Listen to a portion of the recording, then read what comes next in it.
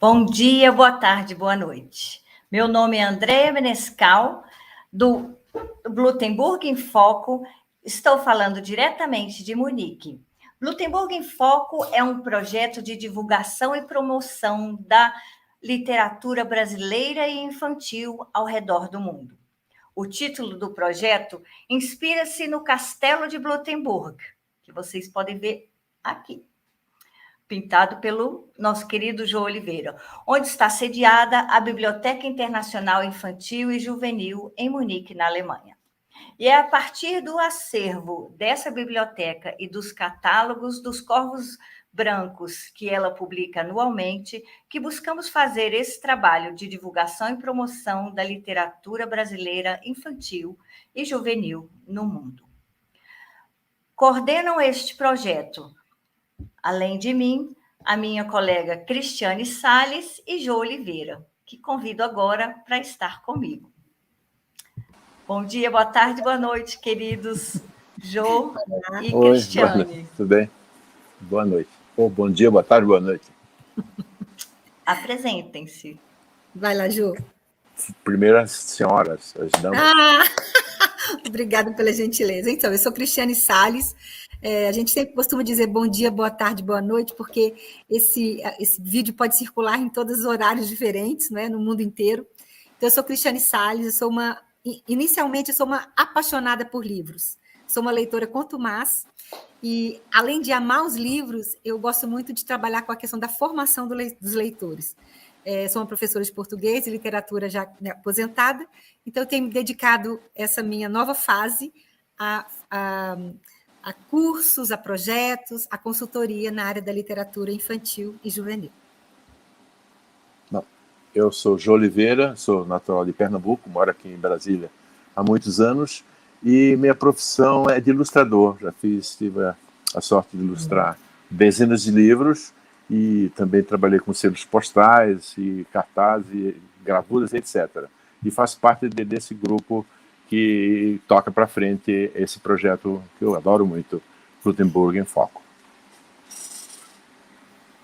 Obrigada. Então, hoje, como anunciado, nós temos o escritor e poeta Léo Cunha conosco. E só um pouquinho, vamos convidá-lo a entrar aqui conosco. Bem-vindo, Léo. Olá, pessoal. Prazer estar aqui com vocês.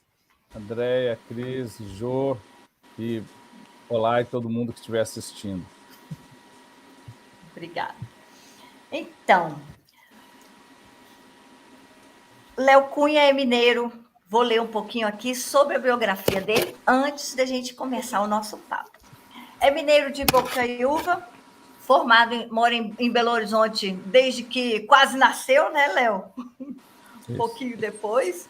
Formado em jornalismo e publicidade, propaganda, mestre em ciência da informação e doutor em artes pela Escola de Belas Artes da Universidade Federal de Minas Gerais. Além de escritor e poeta, é professor universitário desde 1997, possui inúmeras publicações sobre temas como literatura infantil, poesia, cinema, jornalismo e comunicação. No mundo da literatura infantil e juvenil, escreveu mais de 60 livros, e além de crônicas e poesia. Seus livros receberam diversos prêmios no Brasil, entre eles João de Barro Jabuti, da Fundação Nacional de Literatura Infantil e Juvenil, e do livro, né, e Biblioteca Nacional, entre outros, né? Só para citar alguns. Com parcerias, publicou contos e poemas em antologias, escreveu dezenas de letras de música, criou a página de humor Trocadilhos de Quinta, do Facebook, e em 2021 começou um novo projeto de podcast quinzenal, Música Serve para Isso. Escreveu 3 peças de teatro infantil e traduziu mais de 30 livros de literatura infantil e juvenil, do inglês e do espanhol. A Biblioteca Internacional Infantil e Juvenil de Blutenburg, aqui em Munique, possui mais de 30 publicações e contribuições suas, e o seu livro Um Dia, um Rio, em parceria com André Neves, da editora Pulo do Gato, foi escolhido para o catálogo dos Corvos Brancos em 2017. Consta ser o livro mais premiado até hoje no Brasil e no exterior. Sobre isso, vamos falar um pouquinho depois. Cristiane, passo para você. Eu acho que antes de eu falar um pouquinho do Léo, eu quero que ele se apresente. A gente costuma fazer nesse programa, assim, uma Léo pelo Léo. O que faltou, Léo? O que a gente não está... a gente não consegue desver na sua biografia?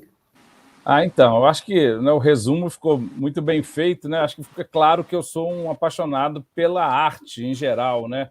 E tento transitar em todas elas, mesmo que eu não seja um músico, não seja um ator de teatro, mas eu de alguma maneira eu me aproximo fazendo letra de música, fazendo peças de teatro, e também não sou cineasta, mas fiz meu doutorado, uma pesquisa sobre cinema na Faculdade de Belas Artes. Então, a minha grande paixão é a arte em todas as suas manifestações, né?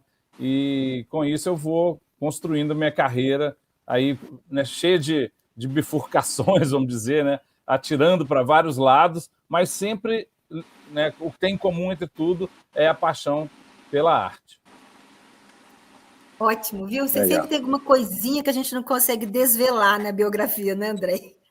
Então, a gente sabe, Léo, que você veio de uma família, né? Você costuma dizer que você viveu entre livros, né? Que você veio de uma família de editora, né? De muitos livros. Você estava ali no meio, numa floresta, num bosque, uma vida inteira cheia de livros. E você escolheu uma carreira, como você acabou de dizer, uma carreira muito diversa, ligada muito à arte. Mas, salvo engano nosso aqui, o seu olho brilha muito quando a gente vê o seu trabalho na literatura. Eu tenho uma leve intuição que a literatura te faz o olho e o corpo inteiro brilhar. Né? E sobre isso, o Jô quer te fazer uma pergunta. Seguinte, eu li uma frase que você escreveu dizendo que você teve uma sorte danada de ter sido criado entre livros, né? Você sempre conviveu com um livro desse, mais tenra idade.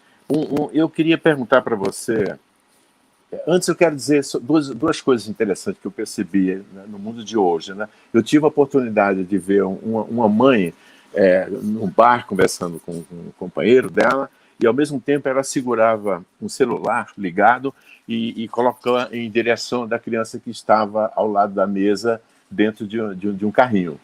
Né? E outra coisa é que eu vi uma criança em volta de 2 anos tentando passar a página de um livro, deslizando a mão sobre a página. Né? Eu queria que você me dissesse como você vê esse mundo de hoje comparado com o tempo que você foi criança e teve essa convivência muito próxima do livro. Ótima pergunta, Jô. Eu tive essa felicidade, esse privilégio mesmo, né, de crescer numa casa em que eu... Peraí. Opa, voltou em minha voz? Então, saiu fora. Eu tive esse privilégio de crescer numa casa onde o objeto mais comum eram livros, né? Minha mãe tinha uma livraria, uma das primeiras do Brasil, especializada em literatura para crianças e para jovens, que era a Casa de Leitura e Livraria Miguelin, que funcionou de 77 até 90 e poucos. Então, pegou o final da minha infância, toda a minha adolescência, o início do meu período de adulto.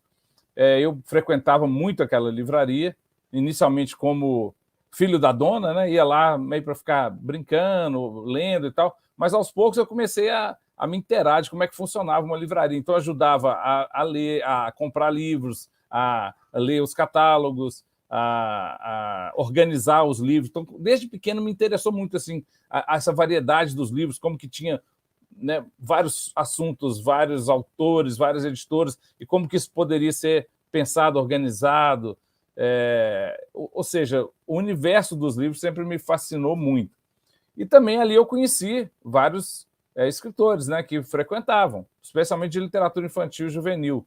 Então, lá nos anos 70 e 80, eu tive a felicidade de conhecer Orígenes Lessa, que era um grande nome, talvez o grande nome da literatura infantil lá, né, do período, a Edi Lima, que que faleceu há pouco tempo, Ana Maria Machado, Ruth Rocha, Joel Rufino dos Santos, e, enfim, João Carlos Marinho, muita gente bacana. Eu convivi muito próximo, porque muitos vinham para Belo Horizonte e ficavam hospedados na casa da minha mãe, inclusive, né? Então, aqueles professores aqueles escritores que meus colegas estavam lendo na escola, eu também, né? Eu estava com ele dentro de casa, né? Então eu estava com os escritores a tiracolo. Ali eu me sentia o máximo ali, né? Sempre achei esse mundo dos escritores muito fascinante, escritores e ilustradores, né? Porque eu também sempre convivi muito com ilustradores. Sempre achei pessoas muito interessantes, cheios de história para contar, divertidos. Claro que sempre tem um ou outro mal-humorado que aparece no meio do caminho, mas a grande maioria, né, nós aqui que convivemos com esse mundo, a gente sabe que a maioria são pessoas muito divertidas, né, que curtem muito não só os livros, mas contar histórias, né, fazer poemas, fazer imagens, tudo aquilo comunicar, compartilhar nossas ideias, nossos sentimentos.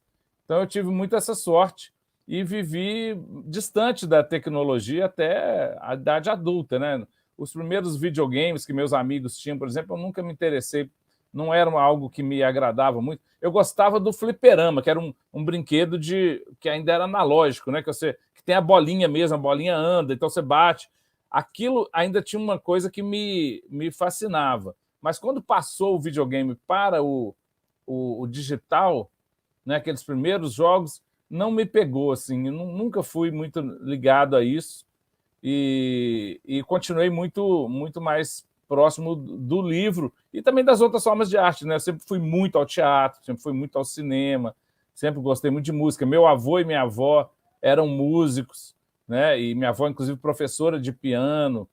Eles, inclusive, se conheceram tocando música no cinema mudo, lá nos anos 1930, né, quando tinha sessões de cinema mudo, né, o filme era mudo, mas a sessão não era muda, né, a sessão tinha um acompanhamento musical. E meu avô e minha avó eram músicos e se conheceram tocando lá, acompanhando os filmes. Isso em 1930 e pouco. Então, assim, toda a minha família sempre teve muita ligação com as artes em geral. Mas os livros, né, com certeza, eram o objeto mais presente ali na minha infância, na minha adolescência. Hoje em dia, eu vejo que realmente os apelos, né, de videogames, de telas de todos os tamanhos, né, são muito grandes. Mas eu não sou pessimista, assim, eu não considero muito que são inimigos, não, né? Inclusive, tento trazer para os meus livros esse universo das telas, das redes, né? Eu tenho um livro que chama Perdido no Ciberespaço, por exemplo, ilustrado pelo Guto Lins, que é um escritor chamado Léo, por coincidência, né? Que está perdido ali dentro do computador, dentro da rede, da nuvem, ele não sabe nem onde ele está e fica conversando com o leitor, tentando que o leitor ajude ele a sair dali. Então eu levo o universo da internet, né, das redes, da tecnologia, para dentro do livro.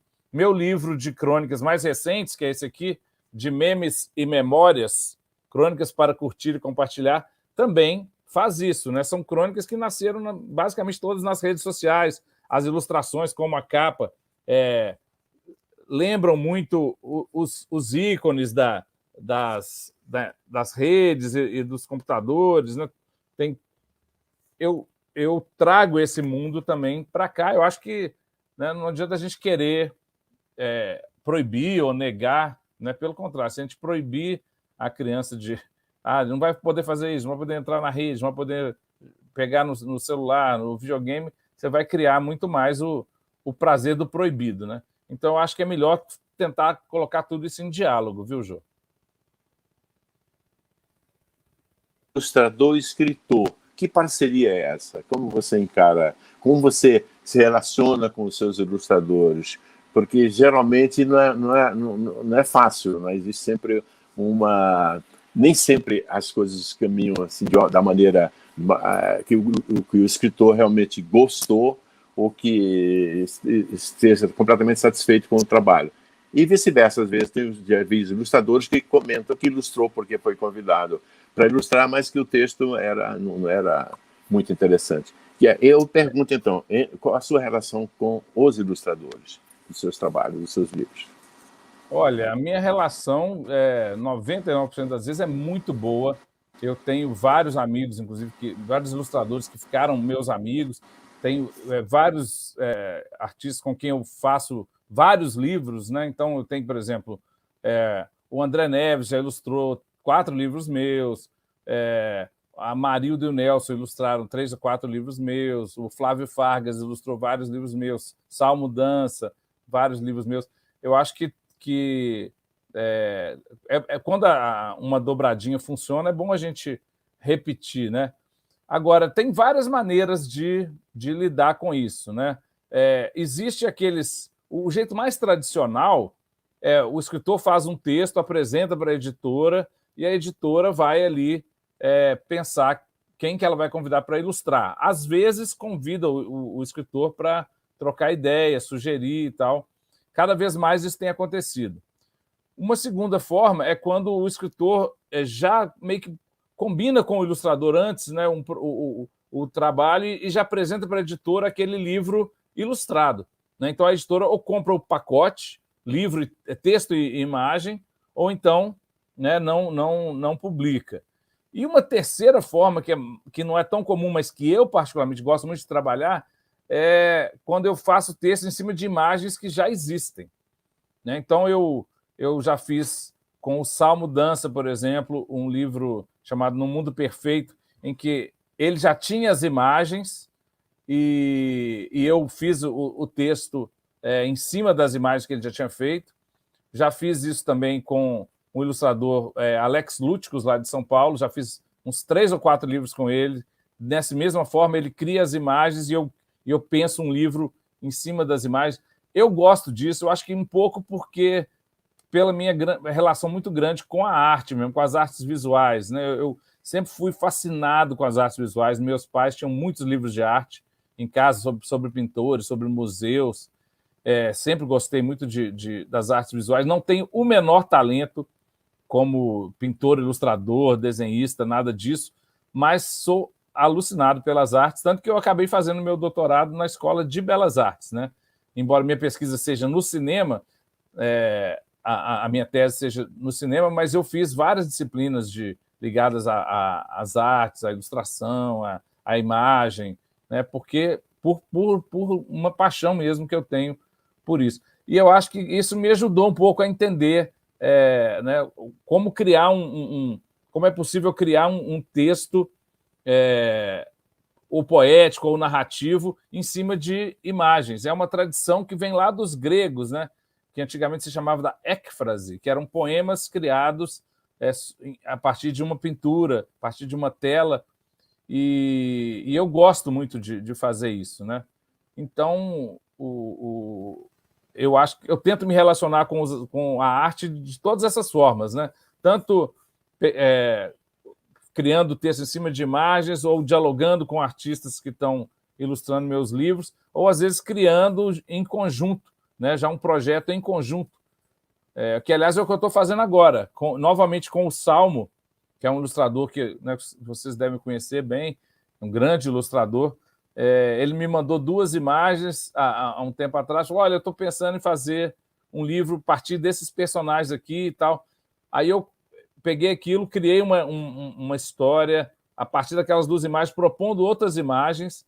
Agora ele está no processo de criar as outras imagens e me fazendo sugestões para o texto também. Então está sendo um diálogo muito rico, né? E esse vai ficar um livro bem bacana. Bom, agora é a Cristiane que vai fazer as perguntas. Obrigado.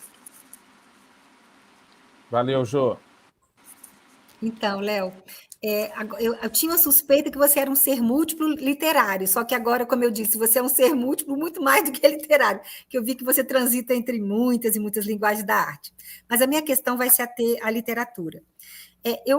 Como eu disse, eu te conheço há muitos anos e eu sou muito apaixonada pelo Sabiá Girafa, muito, muito. Vários lugares por onde eu vou, eu leio, as pessoas ficam emocionadas. Então, assim, eu ia dizer que você é um prosador poético, mas depois eu vi que você também escreve poemas, depois você foi desenvolvendo outras linguagens, umas histórias mais com nonsense, engraçadas, né, com toque bem divertidas, aquele último das lições, das poções mágicas, esse parece que virando a página, um dos últimos, né, que eu também vi, engraçado, né, esse aí que você está mostrando, chegou às minhas mãos recentemente. O que eu quero te perguntar, assim, o que você prefere? Ou você gosta de escrever todos os estilos? Você adora escrever poema? Você adora escrever prosa poética? Você é só prosa? Quem é o Léo como escritor? Ótimo, né? Isso é uma pergunta de uma boa leitora, né? Que percebe assim, né, as características do escritor. Realmente, o que aconteceu foi que meus primeiros 2 ou 3 livros, o Sabiá Girafa, Pela Estrada Fora, Em Boca Fechada Não Entra Estrela, eram textos que iam pela prosa poética mesmo. O Sabiá Girafa, aliás, o Pela Estrada Fora já saiu um pouquinho, já era uma narrativa um pouco mais fluida, vamos dizer. Uhum. Mas aí logo eu comecei a diversificar, porque eu acho que isso é um resultado da minha infância cercado de livros. Então, eu li tantos gêneros diferentes, quer dizer, eu lia um Bartolomeu Campos de Queiroz, né, fazendo a prosa poética dele. Muitas vezes eu lia os livros dele antes de serem publicados, porque minha mãe, como editora da Miguelinha, ela publicou, sei lá, mais de 10 livros do Bartolomeu. Então eu via o texto assim, no original e acompanhava as conversas dela com ele, né, sugestões, mudanças e tal. Então eu achava sensacional a prosa poética do Bartolomeu. Mas também lia muito textos com um humor mais rasgado, um humor mais solto, né? Ruth Rocha, Silvio Ortoff. Como é que eu vou ler Ruth Rocha e Silvio Ortoff e não querer também né, experimentar um pouco desse caminho do humor? Né? E também, ao mesmo tempo, eu li muita crônica. Né? Eu cresci assinando o Jornal Diário da Tarde, não eu, meus pais, né? E que toda terça, quinta e sábado tinha lá a crônica do Carlos Drummond de Andrade. Ele escrevia 3 crônicas por semana, uma coisa louca, né? Alguém conseguia escrever 3 boas crônicas toda semana. E o Drummond fez isso durante 60 anos. Drummond escreveu mais de 6.000 crônicas ao longo da vida. Né? Imagina que loucura isso. Então, eu cresci lendo muito as crônicas do Drummond e de outros, que minha mãe tinha muitos livros de crônica, Carlos Eduardo Novaes e Fernando Sabino, Rubem Braga. Também, então, como é que eu vou ler esses grandes cronistas e também não querer? Né? Eu não consigo escolher uma coisa. Então, eu tento... Né? Eu acho que isso pode até me prejudicar de alguma forma, porque talvez não vai ter aquela marca, assim, o Léo é aquele tipo de texto. Mas sinto muito, é o que eu curto fazer, explorar tudo isso. Então, esse ano, por exemplo, lancei um livro de crônica, que é esse de Memes e Memórias. Lancei um texto em prosa poética, quase isso, que é o Infinitos, que é um texto bem infantil, mas muito bonito, em parceria com o Rampaz, um texto triste, assim. Lancei um livro de poesia, que é o Panapaná, que eu fiz junto com a Gláucia de Souza, a poeta lá do Rio Grande do Sul. São poemas sobre borboletas, né? Um livro inteiro de poemas sobre borboletas. Há pouco tempo eu lancei, né, no final do ano passado, o Virando a Página, que são contos de humor, em parceria com o Tino Freitas. Acabei de traduzir um livro do James Joyce, que é o Gato e o Diabo, né, que é o único infantil dele. Não sei se é o único, mas é um infantil dele, muito bacana, que eu traduzi. Enfim, meus livros são muito diferentes. Né? Para o bem e para o mal é o que eu curto fazer. Eu ia dizer que nós, leitores, é que agradecemos, porque você faz tudo com muita primazia, muito maravilhoso o seu estilo, é muito gostoso. Então, você como poeta, como prosador poético e como escritor de narrativas, como a gente diz, você diz, fluidas, vamos chamar assim, tem histórias maravilhosas. Pronto. Outro lado seu, Léo, que a gente vem vendo, né? Eu não sei se você já fazia isso ou vem fazendo mais ultimamente, é a questão da tradução. E aí a minha pergunta para você é: tradução já não é uma coisa fácil. Eu imagino que não deva ser digamos, um trabalho fácil. Agora, e traduzir poema? Como é que você enxerga isso? Porque a questão do ritmo, da rima, né, entre outras características do texto poético, isso é muito difícil de fazer na tradução? Eu queria te ouvir. Muito. O texto, o tempo que a gente dedica para a tradução é 10 vezes maior do que o tempo para um texto em prosa, né? A poesia tem muitos elementos que influenciam no trabalho de uma tradução, né? Cada palavra tem o seu peso. Um texto de prosa, você tem um pouco mais de liberdade. Na poesia, você tem que pensar em cada palavra, especialmente se você está traduzindo um poeta que trabalha com métrica, né? É o caso, por exemplo, da Gabriela Mistral, né? Eu traduzi o livro... Na verdade, não é que eu traduzi, porque esse livro não existe em espanhol. Eu peguei a obra completa da Gabriela Mistral, que são 400 poemas, e selecionei ali da obra completa 19 poemas para eu traduzir e criar esse livro, Balada da Estrela e outros poemas. Esse livro só existe no Brasil. Esse conjunto de poemas da Gabriela Mistral só existe no Brasil. Nos outros países, esses poemas estão esparsos por vários livros. E aqui a gente juntou, né, foi uma ideia do Marcelo Delanhol, o editor da Olho de Vidro. Ele me mandou a obra completa da Gabriela e falou: encontre um livro infantil aí. Porque ela não escrevia propriamente para criança, né? Mas ela escrevia muitos temas que são próximos da criança. Falava da infância, de brincadeiras, de ciranda, de bichos, né? Relação pais e filhos. Então, tem muita coisa ali que daria como, né, efetivamente deu um belo livro infantil. Mas então, primeiro, se você trabalha com a métrica, tem que respeitar a métrica, né? Se ela escreveu em redondilha, você tem que fazer a redondilha. Se ela escreveu em 10 sílabas, você tem que fazer 10 sílabas. Quer dizer, não é que tem, você pode chutar o balde, mas eu não gosto, né? Eu tento seguir a métrica. Então, é uma primeira dificuldade, porque às vezes uma palavra tem 2 sílabas em português e 4 em espanhol, né? Ou em inglês, a mesma coisa. Então, isso já vai complicando a tradução, você tem que adaptar alguma coisa. Segundo, quando o poema tem rima, então você também tem que... uma camada a mais, né? Um trabalho a mais que você tem que lidar, porque as rimas também são diferentes de uma língua para outra. Exato. Então, tem o sentido literal do texto, tem os sentidos metafóricos ali que estão por detrás, tem a métrica, tem a rima, e tem um espírito ali do poeta, né? Se é uma coisa mais lírica, se é uma coisa mais lúdica, se é uma coisa mais tradicional, mais moderna. Cada um desses lados a gente tem que pensar na hora de fazer a tradução, e, de preferência, contemplar todos. A gente acaba... Uma ou outra coisa fica no caminho, né? Às vezes eu desvio um pouco do sentido literal. Minha prima aí. Oi, prima. Minha prima que mora em Munique está falando oi aí. Então, às vezes, a gente muda um pouquinho o sentido literal, mas para respeitar a métrica e a rima. Ou, às vezes, você altera um pouquinho, cria uma rima nova para poder respeitar o sentido. A gente faz algumas mudanças, mas tentando respeitar o conjunto, né? É bem difícil, mas é um desafio. Eu gosto, porque eu gosto de desafios, assim. Eu gosto de enfrentar um problema assim, e tentar chegar numa solução esteticamente bem feita, bem resolvida.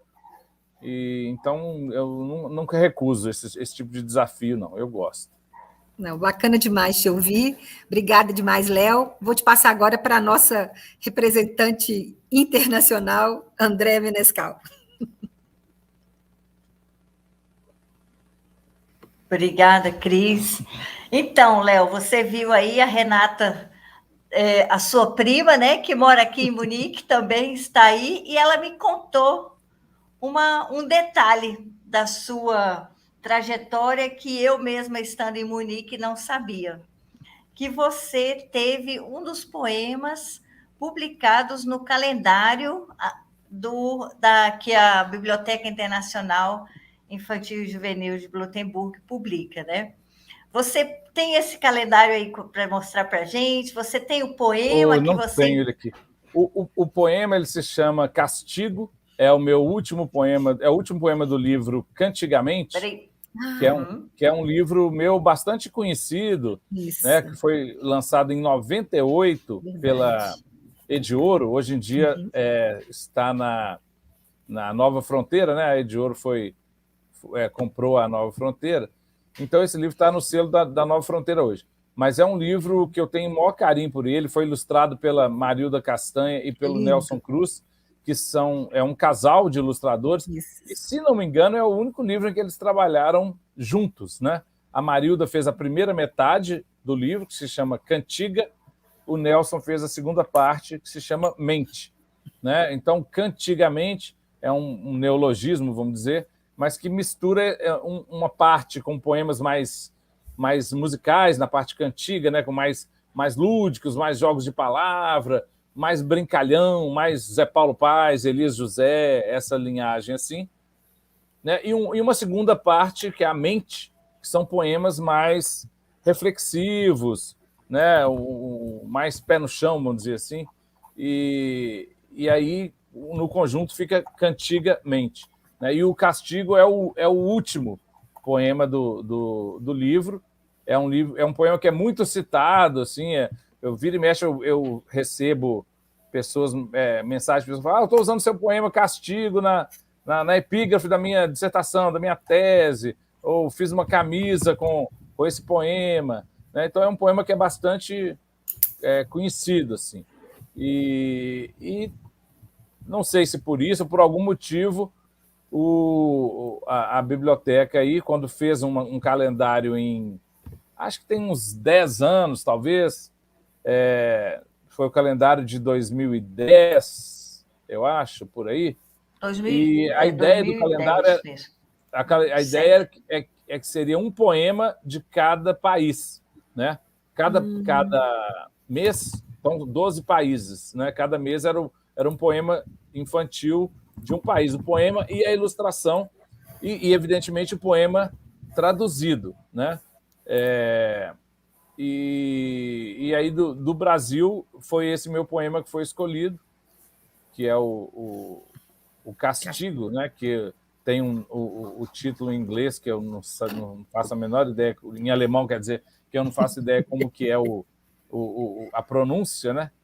Strafe, sei lá como é que é. Vamos ver depois se a Renata traz aqui. A Renata falou que vai ver se ela tem ali. Vamos ver se ela trouxer para a gente mostra aqui também. Pois eu tenho ele no meu Facebook, eu tenho, assim, na época eu postei, assim que saiu, mas tem tantos anos, tem mais de 10 anos, eu nem sei onde está esse catálogo, eu tenho até que procurar, né? Porque é lindo demais, assim, cada página mais linda, né? Isso realmente.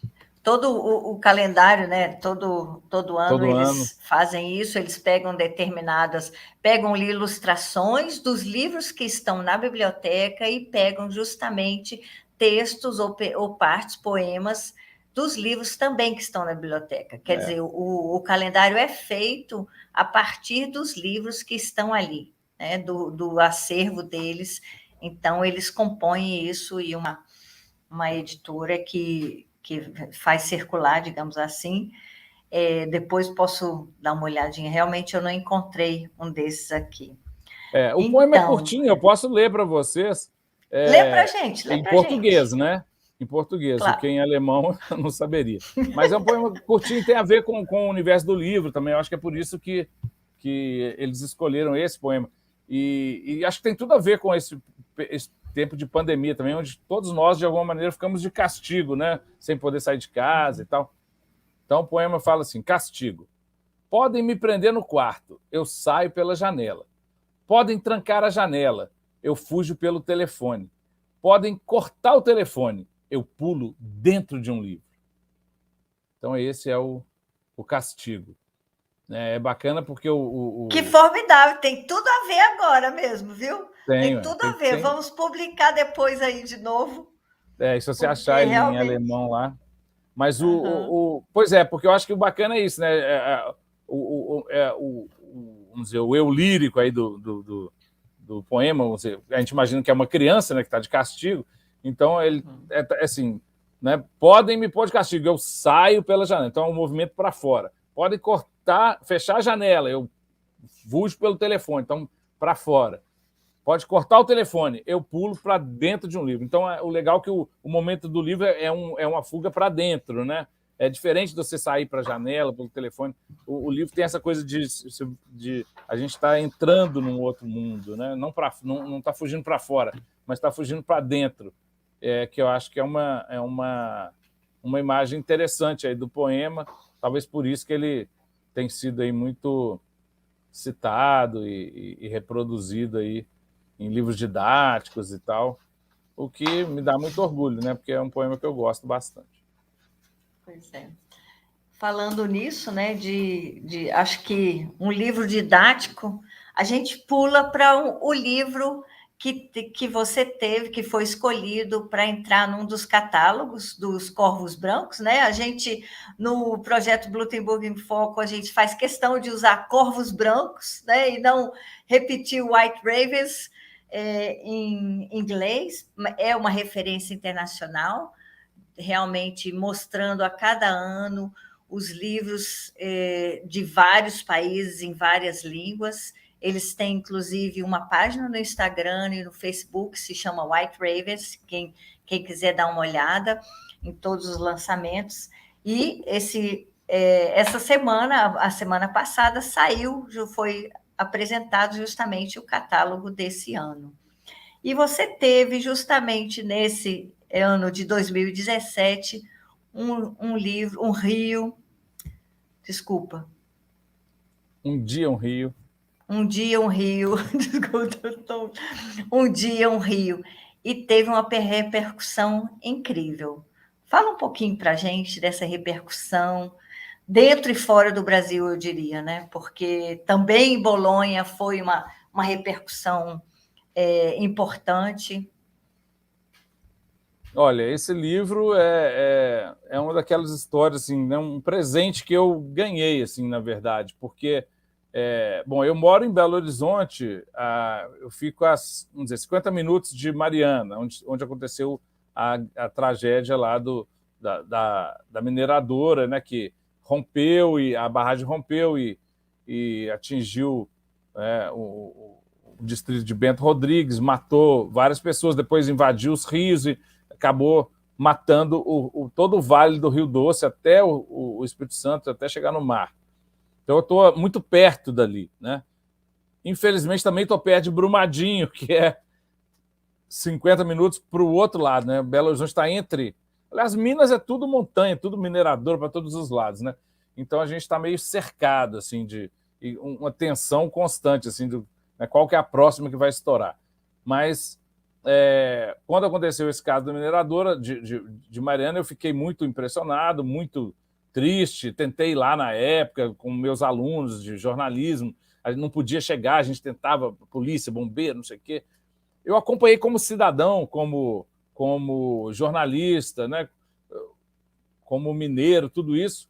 Eu acompanhei com muita preocupação, muita indignação, mas eu não tinha pensado em escrever nenhum texto literário sobre isso. E quem me deu a ideia foi a Márcia Leite, que é a editora proprietária da Pulo do Gato, né, uma editora muito bacana lá de São Paulo, e que ela me ligou uns 5 meses depois, 4, 5 meses depois da tragédia lá de Mariana, e falou: olha, Léo, a gente está querendo publicar um livro sobre né, esse caso de Mariana, toda essa tragédia e tal. E ela mesmo, como ela é poeta também, ela tentou escrever esse livro, tentou um tempão e não saiu nada que ela gostou. Então ela falou, eu percebi que quem tem que escrever esse livro é você, então estou te convidando para escrever o livro. Então ela me deu de presente mais um desafio, né? Quer dizer, né, eu, como já falei, eu gosto dos desafios. Então, você topa? Eu, na hora, falei, claro que topo. E ela esperava que eu ia, sei lá, dali alguns 3, 4 meses, mandar alguma coisa para ela. Mas eu entrei num estado frenético, assim, de criação. Aquilo já pegou 5 meses de indignação com aquela tragédia, e eu não conseguia parar de escrever. Então, eu ficava escrevendo de manhã, de tarde, de noite e tal. E aí, dali, a menos de uma semana, acho que 6 dias, eu liguei para ela e falei, Márcia, você vai achar que eu sou maluco, mas eu já estou com o texto aqui. O que é isso? Aquela loucura. Porque, geralmente, quando acontece uma coisa, você tem um prazo para fazer, né? Mas eu fiz... E aí eu mandei a primeira versão para ela, assim, muito maior do que está no livro, né? Porque ela queria um livro de 40 páginas, e um livro com uma frase, 2 frases por página. Então, um livro aí de umas 60 frases, né, para o livro. E eu fiz um de 300 frases, uma coisa muito maior, né, e daria um livro de 100 páginas, um livro infantil de umas 100 páginas. Então, aí foi um processo de cortar, ela, depois o André Neves, ilustrador, que entrou e também ajudou muito a chegar no texto final, né, a sorte de ter um ilustrador, né, Jô, que o André, que você conhece bem, é um cara que ele não só é um grande artista, mas ele é também escritor, é poeta, estudioso da poesia. Então, ele, né, teve um papel fundamental nesse livro, assim, até no texto, não só na imagem, mas até a gente chegar na forma final do texto, ele ajudou muito. E o livro, felizmente, ficou lindo e teve, né, foi finalista ou foi vencedor de todos os prêmios de literatura, quer dizer, foi finalista da Biblioteca Nacional, do Jabuti, foi vencedor do prêmio de melhor livro de poesia da Fundação do Livro Infantil, foi para o White Ravens, Corvos Brancos, foi para a lista de honra do IB, enfim, né, a revista Crescer, o selo Cátedra da PUC-Rio, né, Cátedra Unesco da PUC-Rio, praticamente todas essas listas de fim de ano incluíram o Dinho Rio como destaque, né? E então, claro, para mim é uma felicidade enorme, porque é um texto do qual eu tenho muito orgulho e um livro do qual eu tenho muito orgulho, porque foi um processo muito de parceria. Eu, a Márcia, a editora, o André, o ilustrador, né? Uma criação coletiva mesmo. E enfim, né, para mim é muito bom o livro ter esse destaque todo, e já está na, sei lá, 4ª ou 5ª edição, apesar de ser um tema muito triste, né? Tem gente que fica assim querendo proteger as crianças não pode falar de morte, de perda, de tristeza, de doença. E eu faço exatamente o contrário. Eu tenho livros sobre Alzheimer, uma avó com Alzheimer, tenho 2 ou 3 livros em que tem morte, o avô morre, a avó morre, tem livros sobre tragédia do Rio Doce, tem livros sobre as queimadas na Amazônia. Então, esse negócio de poupar a criança, de esconder o mundo, eu acho que é uma opção totalmente errada. O que a gente tem que ter é fazer a obra com bom senso, com bom gosto, com responsabilidade, né? Criar uma obra que seja esteticamente bem feita, mas que não seja, né, que não seja ou incompreensível para a criança, ou que não seja também um livro denúncia, um livro didático. Não é isso. Literatura não é isso, né? Então não é um livro para ensinar sobre a tragédia, nem para fazer uma denúncia contra a mineradora. Porque isso o jornal já fazia, a revista já fazia, né, a televisão já fazia. Para que fazer um livro, né, de denúncia? O livro tem que ser literário. Então é um livro que fala poeticamente dessa tragédia, é o Rio contando a sua história, né, em primeira pessoa. E então é um Rio personagem, é um Rio que o leitor, acho que cria uma certa intimidade com ele, um carinho por ele. E, claro, sofre depois quando o Rio é atacado, né? Mas eu acho que a literatura tem que passar por essas questões também. Então, eu tenho vários livros que são que são tristes, né? Mas eu acho que, inclusive, vários deles são os meus livros mais populares. Mas tem também muitos de humor, né? Porque eu adoro humor, adoro comédia. Tem, né? A Cris citou aí vários livros meus que são engraçados. Vira-Lata, o livro Maluco das Poções Mágicas e outros mais. Falei muito, né? Nossa Senhora. Tá uma delícia essa conversa, né, Cris, Jô? Falando nisso, né, você justamente usa a poesia, o humor, traz esses temas que são também muito importantes, Léo, para pessoas crianças, né, famílias que moram fora do Brasil, né? Famílias que estão espalhadas pelo mundo afora, que estão passando língua e cultura para suas crianças, né, os pais e mães, e os seus livros são justamente uma base maravilhosa. Vejo eu, né, como uma pessoa que tem trabalhado com essas comunidades aqui, não só na Alemanha, mas em outros países, para trazer esses temas para as crianças, para trazer também essa proximidade dos temas no Brasil, né, da Amazônia, do Rio e de outros temas que você também traz para essas crianças, né? Você tem, digamos assim, nós temos uma necessidade muito grande de ter escritores, de ter ilustradores fora do Brasil que falem português, né?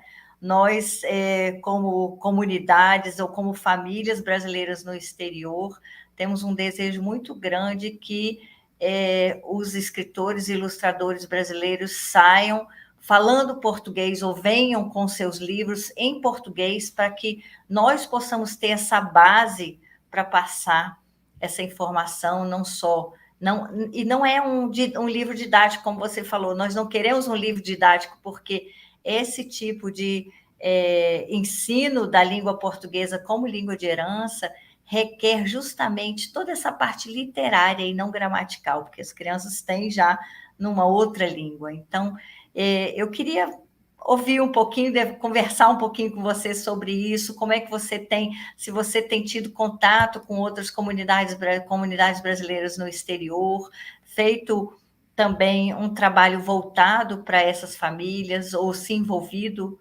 nesse sentido.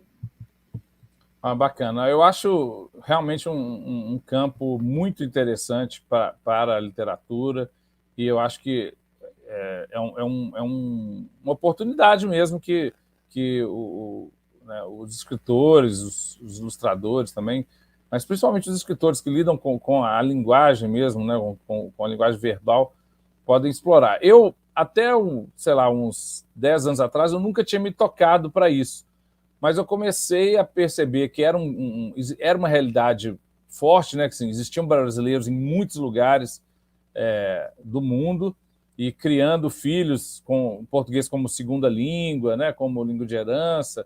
Eu comecei a perceber isso com ex-alunos meus de faculdade, né? Eu lecionei 24 anos na faculdade de jornalismo e tenho algumas dezenas de alunos morando na França, na Espanha, na Inglaterra, nos Estados Unidos, em vários países, né? E de vez em quando eles começaram a entrar, de repente eles começaram a entrar em contato comigo, falando: olha, Léo, como é que eu consigo seus livros?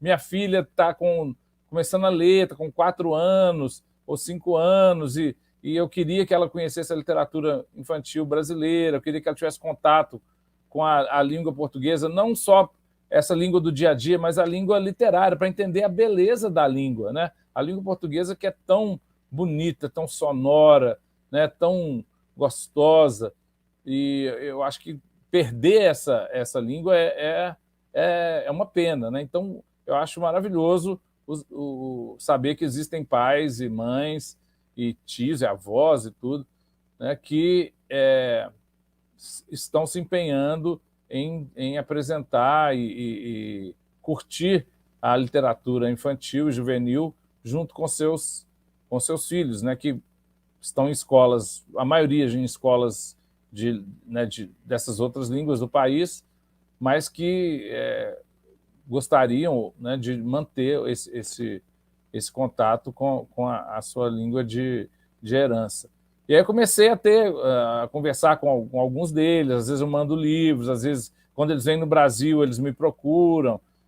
E uns 4 anos atrás, eu participei de um evento na França, em Paris e Londres, que chamava Canalzinho, que era um pouco isso, né, de escritores brasileiros que se reuniam para falar com a comunidade, né, de língua de herança. Assim. Foi um piloto, assim, né, um projeto pequeno, mas eu já tive um contato bem interessante com algumas famílias. E claro, tem o caso da minha prima, Renata, que mora em Munique, né, e tem os 2 filhos, tem uma sobrinha que mora no Canadá, não tem filho ainda, mas tudo isso me despertou muito para essa realidade, e eu tenho no maior interesse de interagir, de conversar com essa turma, né? E há pouco tempo eu conversei também com um projeto similar a esse lá dos Estados Unidos, da Beth Rosen, que é uma escritora brasileira que mora nos Estados Unidos, e ela também tem um projeto assim, de língua de herança. Eu acho que, né, o que eu puder participar, ajudar, né, eu gostaria. Assim, ia ser ótimo se eu pudesse fazer uma turnê assim, pela várias cidades da Europa, conversando com todo mundo. Eu sonho um dia fazer isso, né? Mas... Oba! Então você está falando com a pessoa certa, né, Cris? Então, se tiver a oportunidade, eu acharia maravilhoso, assim. Seria um Inclusive, prazer, realmente. Tem uma amiga minha, a Fernanda, amiga do Jô também, a Fernandinha Oliveira, que, né, da Cris também, com certeza, que está morando em Barcelona. Minha também. Né? A sua também, então. A Fê, a gente tem altos planos assim, para me levar para a Espanha, para a gente fazer algumas atividades e tal. Mas, assim, tudo depende de, né, N fatores.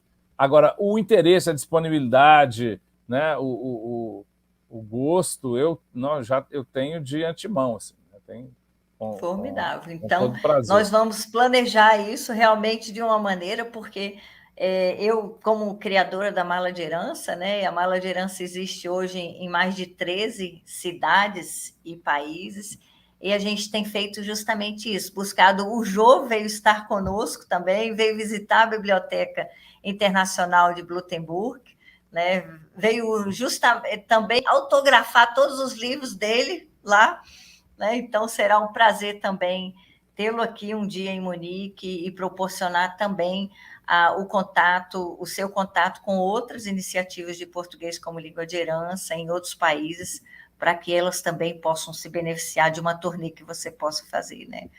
Eu estou vendo a Renata aqui, me lembrando de falar de Moçambique, importantíssimo mesmo. Fala aí. Quase que não falei. Eu participei também há 2 anos e pouco de um projeto muito legal em Moçambique, é um projeto conjunto da universidade onde eu dava aula, o UNBH, com a UFMG, com a PUC Minas, um projeto chamado de Educação Transmídia, que foi um projeto que a gente foi para Maputo, né, capital de Moçambique, para, durante uma semana, a gente dar oficinas de várias artes. Assim. Então, eu dei uma oficina de poesia, teve uma que deu de fotografia, teve um palhaço que deu uma oficina de brincadeiras, de jogos e tal. E foi também uma experiência maravilhosa, porque, por incrível que pareça, o português também é uma segunda língua em Moçambique. A gente pensa, Moçambique é um país de língua portuguesa, mas toda meninada com que eu convivi lá, entre si, eles conversam nas línguas, nos idiomas ou dialetos lá deles. E o português é a língua oficial, é a língua da escola, mas não deixa de ser também uma segunda língua. Né? Eles têm muito mais fluência nesses outros idiomas. E foi ótimo eu dar uma oficina sobre poesia, sobre literatura para a meninada, uma meninada muito bacana. Eu adorei esse projeto e né, também teria muito interesse de participar em outros. Até estamos pensando aí, o pessoal junto com a universidade, de retomar isso para alguma outra cidade, algum outro país. Mas eu amo viajar, né? Estou sofrendo aqui com pandemia, que eu 2 anos sem viajar, agora, esse mês agora que eu voltei a viajar dentro do Brasil,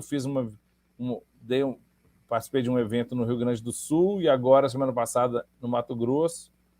E adoro, assim, se eu pudesse, eu viajava o ano inteiro. Formidável. Então, conte conosco do Glutenburg em Foco para apoiar a sua turnê, né? Na Europa, pelo menos, poderemos ajudar nesse sentido. E vamos chegando aos finalmente sem querer terminar, né, Cristiane? Né, Jô? Verdade. Essa conversa gostosa, né? Não é porque é prosa de mineiro, não, mas é uma conversa boa. Quando a gente vê, tem 1 hora de conversa, mas não é possível que já passou esse tempo todo. E passou esse tempão. Então, eu já queria aproveitar que eu estou com a palavra, agradecer muito, Léo. Né? Sempre um prazer poder conversar com você. Você já esteve com a gente aqui em Brasília mais de uma vez, algumas vezes, né? Aqui nas cercanias e tudo. É sempre um prazer te receber. E o que eu queria deixar assim, para o pessoal que está vendo é que conheça suas obras, porque tem o Léo tem mais de 60, se eu não estiver enganada, né, Léo? Publicações. Né? Tem um que você não falou, eu preciso falar antes de terminar. Eu fiquei muito apaixonada, muito impactada por essa obra, O Corte e a Chama, e do outro lado, A Chama e o Corte, né? É muito contemporânea, fala do reflorestamento, não, do desmatamento, desculpa, e da queimada, né? Então, de um lado e de outro, e ela se encontra no meio do livro, com a ilustração, que é uma preciosidade, né? Que é em marchetaria, que lembra marchetaria, uma coisa assim, do Paulo Não, é marchetaria mesmo. É marchetaria mesmo? É marchetaria mesmo. Eu achei que era uma coisa que imitava, Léo. Não, depois você tem que ver o vídeo do Paulo mostrando como que ele fez a ilustração. Tem nas redes sociais da Pulo do Gato. É sensacional. Tá. Só com madeira certificada, claro, né? Claro, e ele vai mostrando cada passo, assim, o rabisco, o desenho com coura, cortando cada madeirinha. É maravilhoso. Eu citei muito por alto, né? Que o livro sobre a Amazônia e tal. Muita coisa linda, né, Léo? Que precisa ser revisitada. Você lembrou do que antigamente, quanta obra linda que fica. Então, assim, a palavra final que eu quero dizer, além de te agradecer, é convidar os nossos espectadores, né? Quem está assistindo, quem puder assistir esse vídeo, para visitar, para conhecer tua obra, porque vale muito a pena. Vai fazer um passeio maravilhoso pela literatura infantil e juvenil brasileira. Muito obrigada e a gente se vê em breve. Valeu, Cris. Muito obrigado pelas palavras, pelo carinho. Bom, agora é a minha vez. Obrigado, né, por ter aceitado conversar com a gente e também dizer que seria bom nos encontrar de novo, né? Aliás, nos encontramos em vários lugares, em Araxá, se não me engano, no Recife, no Rio, em tantos lugares. E espero que esse seu projeto de viajar para o exterior assim seja possível de realizar, porque realmente é muito interessante, né? E eu só resta mesmo agradecer. O que só faltou aqui, pão de queijo agora, que só tem mineiro aí, né? Um cafezinho com pão de queijo. Tá. Eu ia adorar, com saudade que eu tenho. Oxe. Quando você chegar aqui, eu vou fazer para você, Andréia. E um abraço para sua mãe, né? Sua mãe já editou um livro meu, verdade, né, muitos anos atrás. Verdade. E um abraço para ela. Não sei se ela está assistindo aí, talvez ela esteja assistindo. Exato. Então, um abraço para Antonieta. Tem Tiete aí. Obrigado. Desde sempre. A Renata falou que você já tem casa e comida por aqui, então já está garantido. O Monique já está garantido. O Monique está garantido. Não vai passar fome. Isso mesmo. E eu termino agradecendo com uma pequena poesia do seu livro Poemas para Ler num Pulo, que você achei interessante, que você dedicou ao André, né? Dizendo, para o André, quando aprender a ler num pulo. Poesia. Brincar de poesia é varrer a poeira da memória para baixo de um tapete voador. Léo, muitíssimo obrigada pela sua participação. Agradeço muitíssimo por esse papo super gostoso e aguardamos você também aqui em Munique. Joia. Muito obrigado, Andréia, Jô, Cris.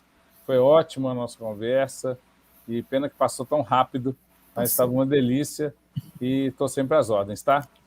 Abração para todo mundo que está assistindo. Até a próxima. Até. Muito obrigada. Obrigado. Então, pessoal, até a próxima entrevista em novembro. Glutenburg em Foco agradece a todos que nos assistiram, o que estão nos assistindo, e até a próxima. Tchau, tchau.